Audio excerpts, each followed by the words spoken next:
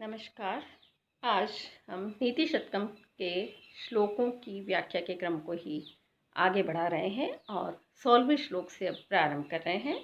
16वां श्लोक इस प्रकार है। केयूराणि न विभूषयन्ति पुरुषं हारा न चंद्र उज्ज्वलाः न स्नानं न विलेपनं न कुसुमं न अलंकृता मूर्धजाः वाणी एका समलंकरोति पुरुषं या संस्कृता धार्यते क्षीयन्ते खलु भूषणानि सततं वाग्भूषणं भूषणम्। यहाँ महाकवि भर्तृहरि हरि ने केवल वाणी को ही सदैव स्थायी रहने वाला सर्वश्रेष्ठ आभूषण बताया है। अन्य आभूषण तो समय के साथ अपनी चमक खो देते हैं, शोभा खो देते हैं या नष्ट हो जाते हैं, लेकिन वाणी मनुष्य को सदैव सुशोभित करती है। केयूराणि न विभूषयन्ति पुरुषम। केयूराणि से तात्पर्य है बाजूबंद आदि आभूषण। पुरुषम न विभूषयन्ति, पुरुष को सुशोभित नहीं करते हैं। चंद्र उज्ज्वला न हाराः, चंद्रमा के समान चमकते हुए उज्ज्वल हारा न, हार भी पुरुष को सुशोभित नहीं करते हैं, उसके गले की शोभा नहीं बढ़ाते हैं। न स्नानम, न ही स्नान, न विलेपनम, न ही लेपन, सुगंधित अगरू चंदन आदि पदार्थों का लेपन, न कुसुमम, न ही फूल पुष्प, न अलंकृता मूर्धजाः, और न ही अलंकृत सुसज्जित मूर्धजाः केश, बाल, अच्छी तरह संवारे गए बाल भी पुरुष को सुशोभित नहीं करते हैं। वाणी एका सम अलंकरोति पुरुषम। एका वाणी, वाणी प्लस एका यण संधि है यहाँ, एकमात्र वाणी ही पुरुषम सम अलंकरोति, पुरुष को सुशोभित करती है। या संस्कृता धार्यते, जो संस्कृता, संस्कृत से तात्पर्य शुद्ध की हुई, व्याकरण आदि के द्वारा परिशुद्ध की हुई, धारण की जाती है, धार्यते धारण की जाती है, तो व्याकरण आदि दोषों से रहित परिशुद्ध हुई वाणी ही मनुष्य को सुशोभित करती है। क्षीयन्ते खलु भूषणानि सततम, खलु निश्चय ही, भूषणानि अन्य सभी आभूषण जैसे बाजूबंद, हार आदि आभूषण क्षीयन्ते नष्ट हो जाते हैं। वाग्भूषणम सततम भूषणम, वाणी का आभूषण, वाणी रूपी आभूषण सततम भूषणम, सदैव भूषण ही रहता है, सदैव व्यक्ति को सुशोभित करता है, अलंकृत करता है। व्यक्ति अपने सौंदर्य वर्धन के लिए विभिन्न आभूषणों का प्रयोग करता है, स्नान विलेपन आदि का उपयोग करता है, सुंदर फूलों से अपने बालों को अलंकृत करता है, सजाता है, संवारता है, लेकिन ये सभी समय के साथ साथ विनष्ट हो जाते हैं, इनकी आभा मंद हो जाती है। एकमात्र वाणी ही ऐसा आभूषण है जो सदैव व्यक्ति को आभूषित करता है, अलंकृत करता है, सुशोभित करता है।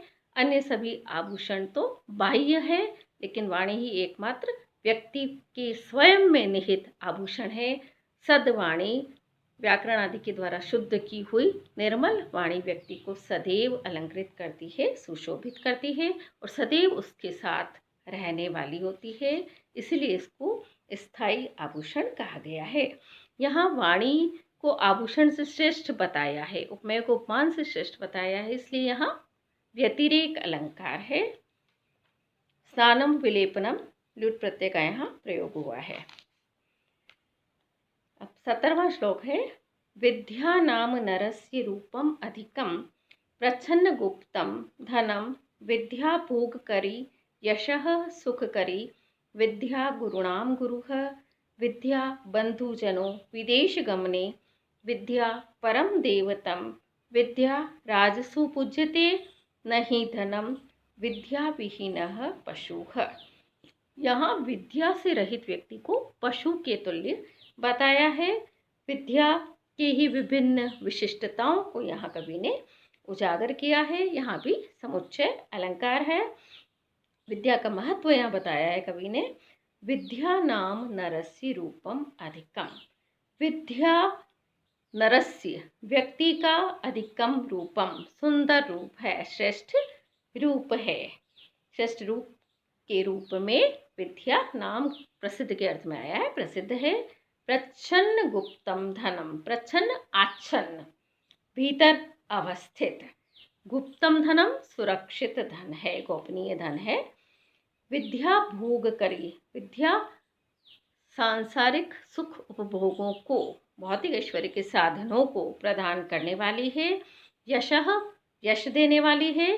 सुख करी, सुख प्रदान करने वाली है। विद्या गुरुणाम गुरुः, विद्या गुरुओं की भी गुरु है, क्योंकि गुरु भी विद्या के कारण ही गुरु कहलाने के योग्य बनता है। ज्ञान से ही व्यक्ति गुरु बनता है और वो दूसरों को सदुपदेश देता है, तो इसलिए विद्या को गुरुओं का गुरु कहा गया है। विद्या बंधुजनों विदेश गमने, विद्या विदेश गमने, विदेश में जाने पर बंधुजन, बंधु बांधव के समान व्यक्ति का हित करती है, बंधु बांधव के समान है। विद्या परम देवतम, विद्या को श्रेष्ठ देवता कहा गया है, क्योंकि विद्या को अन्यत्र भी विद्या सर्व प्रधानम धन, धन से भी अधिक श्रेष्ठ इसको बताया गया है। विद्या को ही श्रेष्ठ देवी कहा गया है, क्योंकि जिसके पास विद्या है और कुछ भी नहीं है, अन्यत्र कोई भौतिक धन नहीं है, उसकी भी सर्वत्र पूजा होती है। तो विद्या के कारण ही व्यक्ति सर्वत्र पूजा जाता है, इसलिए विद्या को परम देवतम श्रेष्ठ देवता कहा गया है। विद्या राजसु पूज्यते नहीं धनम, विद्या राजाओं में पूजी जाती है, धनम नहीं, धन नहीं। राजा लोग भी विद्वानों का सम्मान करते हैं। विद्या विहीन पशु, विद्या से रहित, विद्या विहीन तृतीया तत्पुरुष समास है। विद्या से रहित व्यक्ति पशु के समान कहा गया है। जिसमें ज्ञान नहीं है, सोचने समझने की सामर्थ्य नहीं है, हित अहित शुभ अशुभ अच्छे बुरे के विवेक से जो रहित व्यक्ति है, उसे पशु के समान बताया गया है, क्योंकि विद्या से ही कर्तव्य अकर्तव्य का, विवेक ज्ञान का व्यक्ति को बोध होता है। विद्या के संदर्भ में अनेक उक्तियां प्रसिद्ध है, जैसे विद्या ददाति विनयम, विद्या ही विनय को प्रदान करती है। विनयाति याति पात्रता, और विनय से ही पात्रता व्यक्ति में आती है। अगला श्लोक इस प्रकार से है, शांति चेत कवचेन किम किम अरिभिः क्रोधः अस्ति चेत देहिनाम, ज्ञातिः चेत अनलेन किम, यदि सुरद दिव्य औषधैः किम फलम, किम सर्पैः यदि दुर्जनाः, किमु दनैः विद्या अनवध्या, यदि व्रीडा चेत किमु भूषणैः, सुकविता यदि अस्ति राज्येन किम। यहाँ कुछ गुणों और कुछ दोषों का यहाँ चित्रण है। व्यक्ति को गुणों को जीवन में धारण करना चाहिए और दोषों का परिहार करना चाहिए। देही नाम से तात्पर्य देहधारी, अर्थात मनुष्यों के पास चेत यदि शांति है, क्षमाशीलता है, सहनशीलता है, सहिष्णुता है, तो कवचेन किम, कवच से क्या प्रयोजन, क्योंकि कवच भी व्यक्ति की रक्षा के लिए वो धारण करता है। कवच व्यक्ति की रक्षा करता है, उसका रक्षक है। वैसे ही यदि व्यक्ति में सहनशीलता है, क्षमाशीलता है, तो वैसे ही उसकी रक्षा हो जाती है, उसे किसी प्रकार का किसी से भय नहीं होता। किम अरिभिः क्रोधः चेत, यदि क्रोध है तो अरिभिः किम, शत्रुओं से क्या प्रयोजन, क्योंकि क्रोध ही व्यक्ति का सबसे बड़ा शत्रु माना गया है। क्रोध को आंतरिक शत्रु माना गया है। यदि व्यक्ति में क्रोध नहीं है तो उसका कोई शत्रु भी नहीं हो सकता। ज्ञातिः चेत अनलेन किम, ज्ञाति है यदि बंधु बांधव है, तो अनलेन किम, अग्नि से, अग्नि की क्या आवश्यकता, अग्नि से क्या प्रयोजन, क्योंकि बंधु बांधव ही ईर्ष्या राग द्वेष ईर्ष्या आदि से भरे रहते हैं, तो अग्नि का काम करते हैं, भड़काने का कार्य करते हैं। यदि सूरद दिव्य औषधि किम फलम, यदि व्यक्ति का कोई अच्छा श्रेष्ठ मित्र है, सदमित्र है, तो दिव्य औषधि किम फलम, दिव्य औषधियों से क्या प्रयोजन। औषधियाँ भी व्यक्ति को स्वस्थ रखने के लिए आवश्यक है, लेकिन व्यक्ति के पास यदि सदमित्र है, सुमित्र है, सूरद है, तो औषधियों की भी उसे आवश्यकता नहीं। वो मानसिक रूप से सदैव स्वस्थ रहता है, और मानसिक रूप से स्वस्थ व्यक्ति शारीरिक रूप से भी स्वस्थ रहता है। किम सर्पैः यदि दुर्जनाः, यदि दुर्जन है तो सर्पों की क्या आवश्यकता। दुष्ट व्यक्ति सर्प के समान ही लोगों का विनाश करते हैं, अहित करते हैं। किमुदनेह यदि अनवध्या विद्या, यदि अनवध्या दोष रहित विद्या है, व्याकरण आदि दोषों से, व्याकरण आदि के कारण शुद्ध हुई विद्या यदि किसी के पास है, दोष रहित विद्या यदि किसी के पास है, तो किमु धनैः, धन से क्या प्रयोजन। क्योंकि वैसे भी पूर्वोक्त श्लोकों में भी धन से भी विद्या को श्रेष्ठ बताया गया है। विद्या को ही सर्वप्रधानम धनम, विद्या एवं सर्वप्रधानम धनम, विद्या ही सर्वश्रेष्ठ धन वहाँ बताया गया है। तो निर्दुष्ट विद्या यदि है, व्याकरण आदि से शुद्ध की हुई विद्या यदि है, तो धन से क्या प्रयोजन। व्रीड़ा चेत किमु भूषणैः, चेत व्रीड़ा, यदि व्रीड़ा है, लज्जाशीलता है, तो किमु भूषणैः, आभूषणों की क्या आवश्यकता। आभूषण भी व्यक्ति को अलंकृत करते हैं, सुसज्जित करते हैं, लेकिन यदि व्यक्ति में लज्जाशीलता की प्रवृत्ति है, लज्जा है, तो वह बुरे कार्य, कुकर्म, दुष्कृत्य वैसे ही नहीं करेगा लज्जा के कारण, तो उसे बाह्य आभूषणों की भी आवश्यकता नहीं होगी। सुकविता यदि अस्ति राज्येन किम, यदि सुकविता अस्ति, यदि व्यक्ति के पास श्रेष्ठ कविता है, अच्छी कविता है, तो राज्येन किम, राज्य से क्या प्रयोजन। क्योंकि श्रेष्ठ कविता, सुकविता के द्वारा ही व्यक्ति सब लोगों के दिलों पर शासन करता है, तो राज्य की आवश्यकता उसे नहीं। राजा भी लोगों पर शासन करता है, लेकिन कवि सब व्यक्तियों के, सब लोगों के दिलों पर शासन करता है, हृदयों पर शासन करता है। तो इस प्रकार से कुछ अच्छाइयाँ और कुछ बुराइयाँ सभी का जो मानव समाज में व्याप्त होती है, उनका कवि ने यहाँ चित्रण किया है। और किसके होने से क्या फायदा व्यक्ति को होता है, क्या लाभ व्यक्ति को हो सकता है, और किस दुर्गुण का व्यक्ति को परित्याग करना चाहिए, इस श्लोक के द्वारा कवि ने उपदेश दिया है। यदि अस्ति, यद्यस्ति, यहाँ यण संधि हुई है। अगला श्लोक इस प्रकार है।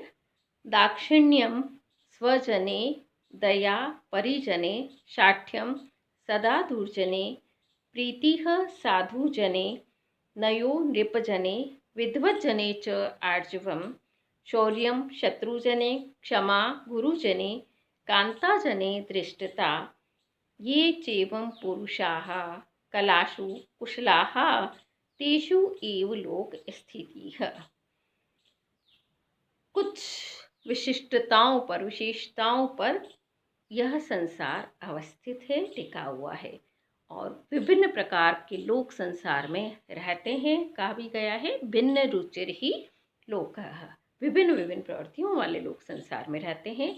तो अलग अलग प्रवृत्तियों वाले लोगों से व्यक्ति को किस तरह से व्यवहार करना चाहिए, लोक व्यवहार की सुंदर शिक्षाओं का यहाँ कवि ने वर्णन किया है। दाक्षिण्यम स्वजने, स्वजने दाक्षिण्यम, स्वजनों पर, अपने लोगों के साथ दाक्षिण्यम उदारतापूर्ण व्यवहार करना चाहिए। परिजने दया, परिजनों पर दया, सेवक वर्ग पर दया करुणा की भावना रखनी चाहिए। साठ्यम सदा दुर्जने, दुर्जनों पर, दुष्ट जनों के साथ सदैव शाठ्यम, शिष्टतापूर्ण आचरण करना चाहिए, धूर्ततापूर्ण शिष्टतापूर्ण आचरण करना चाहिए। साधु जनेह प्रीतिः, साधु जने सत्पुरुषों के प्रति प्रीतिः, प्रेमपूर्ण स्नेहपूर्ण व्यवहार करना चाहिए। नयो नृपजने, राजाओं के प्रति नीतिपूर्वक व्यवहार करना चाहिए। च विद्वज्जने आर्जवम, और विद्वज्जने विद्वानों के प्रति आर्जवम, सरलता पूर्ण व्यवहार करना चाहिए, ऋजुतापूर्ण व्यवहार करना चाहिए। शत्रुजने शौर्यम, शत्रुओं के प्रति शौर्यम, वीरता का प्रदर्शन करना चाहिए। गुरुजने क्षमा, गुरुओं के प्रति क्षमा, सहिष्णुता पूर्ण व्यवहार करना चाहिए। कांताजने दृष्टता, कांताजने स्त्री जनों के प्रति, स्त्रियों के प्रति दृष्टता, प्रगल्भतापूर्ण व्यवहार, चातुर्यपूर्ण व्यवहार करना चाहिए। क्योंकि कहा गया है त्रिया चरित्रम पुरुषस्य भाग्यम, और त्रिया चरित्र को कोई समझ नहीं सकता, इसलिए कहा है स्त्रियों के पूर्ण चतुरतापूर्ण, दृष्टता से तात्पर्य चातुर्यपूर्ण, चतुरतापूर्ण व्यवहार करना चाहिए।